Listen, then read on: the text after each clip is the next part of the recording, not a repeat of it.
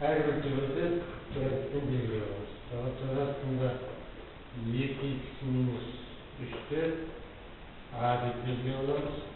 Bu yerde a neyden bulduğumuz eder. Sonrasında 4x plus 1'de bu adet belirliyoruz.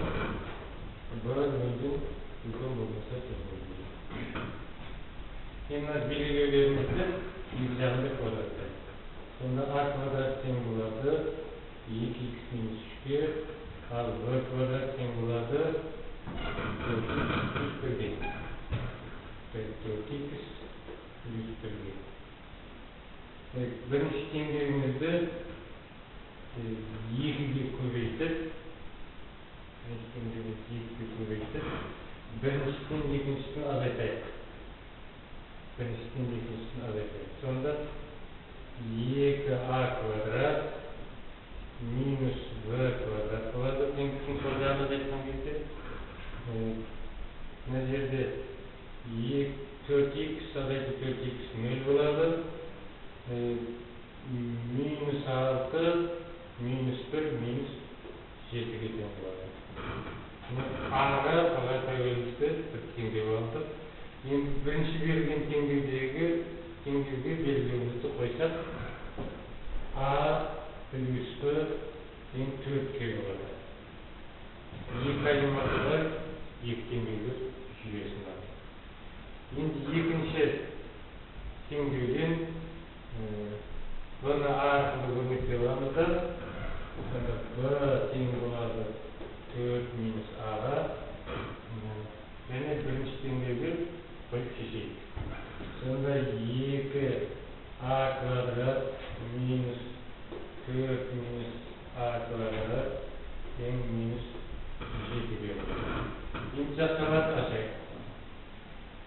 2a квадрат минус 4 квадраты 16 плюс 8a минус a квадрат 7-ні деген екінші санын кірсек плюс 7 тең 0 болады. Ұқсастарын біріктіріп жасап a квадрат плюс 8a минус 9 тең 0 түріндегі теңдеуді аламыз. Дискриминантын табайық. 8-дің квадраты 64 плюс болып кететін минуспен 36 тең 100-ге бұл 10-ның квадраты болады. Сонда a бірінші, екінші тең минус 8 плюс минус 10 бөлінген 2. Сонда бұдан a бірінші тең минус 9-ға, a екінші тең 1-ге деген екі шешімді аламыз. Біз баста a бөлінген болмаса тең деп алғанбыз. A минус 9-ға тең болған шешімді қарамаймызда, a 1-ге тең болған шешімін белгілеуімізді әкеліп қоямыз. Сонда астында 2x минус 3 тең 1-ге. Екі жағында квадраттаймыз. 2x минус 3 тең 1-ге. Жай қарапайым теңдеу шешкенде 2x тең 4-ге, x тең 2-ге. Жауабы сонда x тең 2.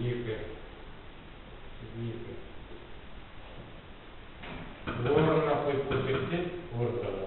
X-тің орнына 2-ні қойсақ, 4 азайту 3 болады, 4-нен 1 шығады, плюс X-тің орнына 2-ні қойсақ, 8, 1-ді қойсақ 9, 9-дан 4 шығады, 9-дан 3 шығады, 1 қосыл 3, бұл 4-ге тең болады.